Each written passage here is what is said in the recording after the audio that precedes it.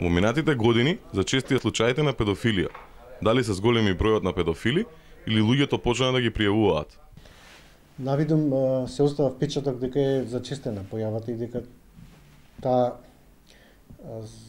се пријавува како резултат на охрабрување на родителите, децата, јавноста, дека не треба да се молчи за ова која била порано табу, страм за семејството, бидејќи во најголем број на случаи педофилот е познат на детето, некој кој детето треба да се подпре, тој го силува, а тоа се најблиските, чичковци, вујковци, родители, тетки, така натаму. Дали се контролираат педофилите, откако ќе одлежат казната за стореното дело, бидејќи многу често го повторуваат делото? Карактеристично е следново. 80 до 90% од жртвите се деца под 14 години.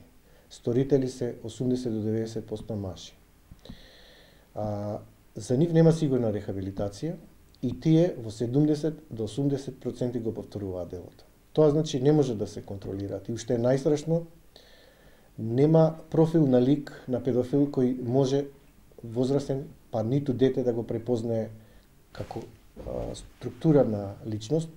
Тоа може да бидат и добри чичковци, чичковци и тетки, чичковци кои ја стекнале довербата на детето и кои немаат увид дека атакувајќи на детето всушност го жигосуваат за цел живот, а при тоа му ја навестуваат и му ја посочуваат дека вината за тоа што се случило е детето и детето се наоѓа во една конфузија кому да верува, затоа што, како што реков, најчесто жртва на сексуална злоупотреба се деца, односно педофили се познаници на децата. Децата всушност ја стекнале довербата и тие се во една хаотичност. Колкави треба да бидат казните за педофилите?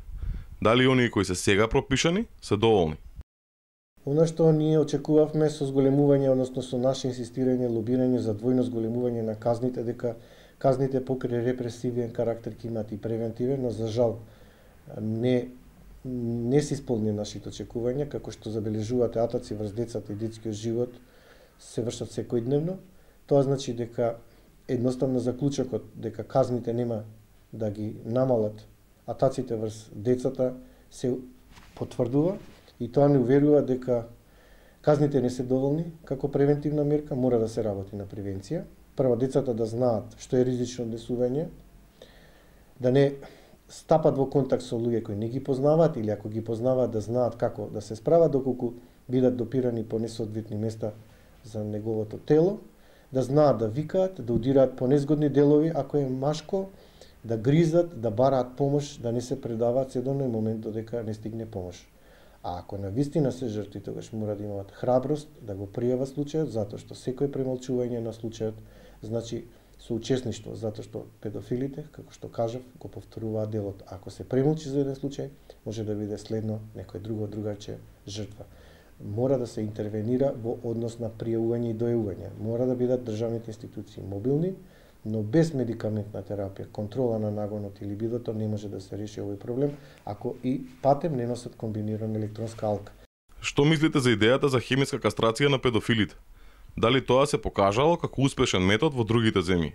Она што е проблем со хемиската кастрација е дека таа мора да се прима на секои 3 месеци, дека лекарите мора да бидат во соработка со центрите социјална работа и полиција во тесна координација, дека полицијата мора да ги следи педофилите каде се движат и дека центрите социјална работа исто така треба да имат активна улога кога педофилот кој ќе биде на слобода, редовно ќе треба да се јавува околу негово наблюдување како тој или таа се развива, односно како се контролира околу неговите ангажмани приватни и работни. Што работи Меѓаши на тема педофилија? Значи, прва наша задача е да го наблюдуваме целиот процес на функционална заштита на детето. Не само што вршиме мониторинг, туку имаме и директни служби за помош. Тоа е СОС телефонот за деца и млади и бесплатната правна служба. Доколку забележиме нефункционалност од страна на родителите во грижа и одговорно родителство или пак центрите за социјална работа не постапуваат по најдобар интерес на детето во однос на заштита, како што кажа во семејства во ризик и дисфункционални семејства, бараме поголема мобилност и од центрите за социјална работа во однос на строг надзор на створење родителско право или како превентивна мерка од земање на родителско право, изгрижување на детето, дали тоа ќе биде во згрижувачко семејство или во институција, но мислиме дека исто така голема улога треба да имаат и воспитно-образовните кадри, затоа што тие исто така поголемиот дел од времето децата го посветуваат таму, имаат огромна улога, би рекол клучна во детектирање на одредени состојби доколку се случи силување, насилство или злоупотреба. Но не само од тој аспект, туку и од аспект на превенција и едукација на децата како да го препознаат потенцијалниот педофил или несоодветно однесување на возрастите за да можат да го спречат или да се заштитат.